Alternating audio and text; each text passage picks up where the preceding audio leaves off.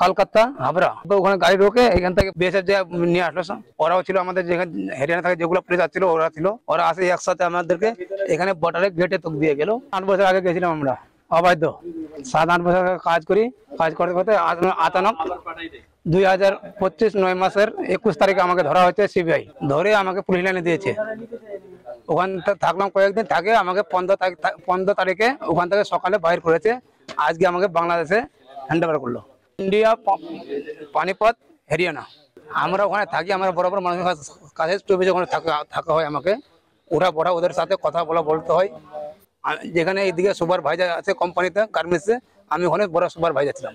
আমার দেশের বাড়ি ঠাকুরগাঁও ডিস্ট্রিক্ট বালাডিয়া থানা জেলেল বস্তি। আমরা পরিবার দুই ছেলে 2 মেয়ে, এক আমার বিবি এক আমি।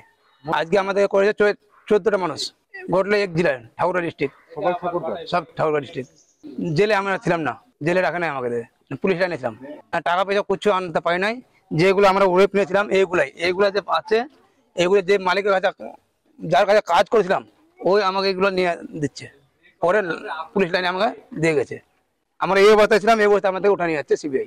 ওখান থেকে পুলিশ আসছিল, ওদের প্রশাসন আসছিল, এখানে আসলো কলকাতা হাবড়া।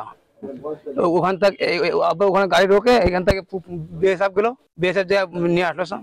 ওরাও ছিল আমাদের যেখানে হরিয়ানা থেকে যেগুলো পুলিশ ছিল ওরা ছিল, ওরা আসে একসাথে আমাদেরকে এখানে বর্ডারে গেটে তোক দিয়ে গেল আমাদের বাংলাদেশের প্রশাসনের কাছে। এটা মোটামুটি সকাল 10টায়।